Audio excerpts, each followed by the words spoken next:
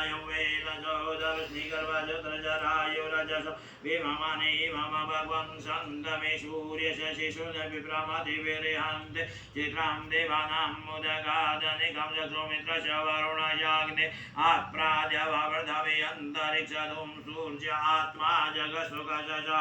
आनैन्दवे विदधे सुषस्ति विश्वनरः सविता देवैतु अपि जतजुवनुमतसुतो न विष्णु जगद्वित्वे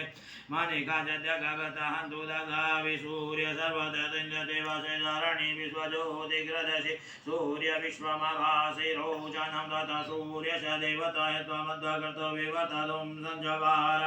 जलयुक्तः हरितः सदतादात्रिवानुदेशिमस्मि तस्मै मन्त्रस्य वरुणक्षेचु सूर्यो रूपं गृह्णुते योरोपते अनन्तमन्यदस्य वाजः कृष्णमन्वद्वरितः सम्भरन्ति वड्डां सूर्यवड्डादित्यमहासे महास्ते सतो महिमा वनस्पति यद्वदेव महासे वड्सूर्यस्रवस महासे सत्रादेव महासि महादेवाना सूर्यः पुरोहितः विभुज्योतिरदाभ्यां श्रायत इव सूर्य विश्वेन्द्रियत वक्षतः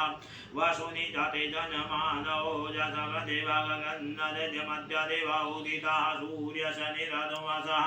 विव्रता निरवधात तन्नो मित्रवरुणो मामहन्तमदितिः सिन्धुव्रतवे उत देव